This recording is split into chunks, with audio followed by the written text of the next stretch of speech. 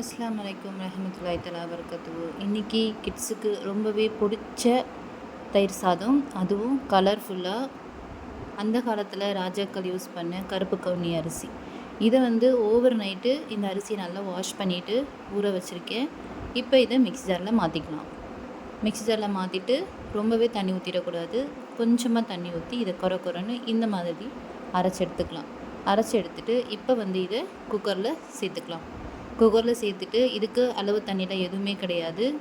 இந்த அரிசி ரொம்பி வர அளவுக்கு சதன்னு இந்த சாப்பாடு நல்லா கொலையாக வரணும். அதுக்கேற்ற மாதிரி தண்ணி சேர்த்துக்கோங்க. தேவையான அளவு உப்பு சேர்த்துக்கோங்க.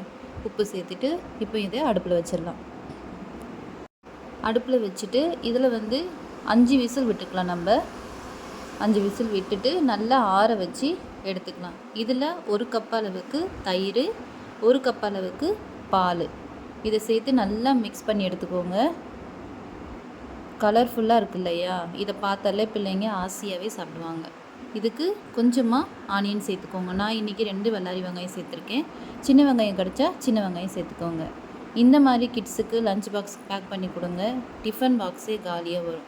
என் பிள்ளைங்களுக்கு இன்றைக்கி லஞ்ச் பாக்ஸு இதை தான் நான் பேக் பண்ணேன். வீட்டில் சாப்பிடவும் காலையில் இதையே கொடுங்கம்மான்னு சொல்லிட்டு சாப்பிட்டு போயிட்டாங்க. இதுக்கு சைடிஷாக மாங்காய், ஊறுகாய் மிளகாய் இது எல்லாமே எடுத்துக்கலாம். அஸ்ஸலாமு அலைக்கும்.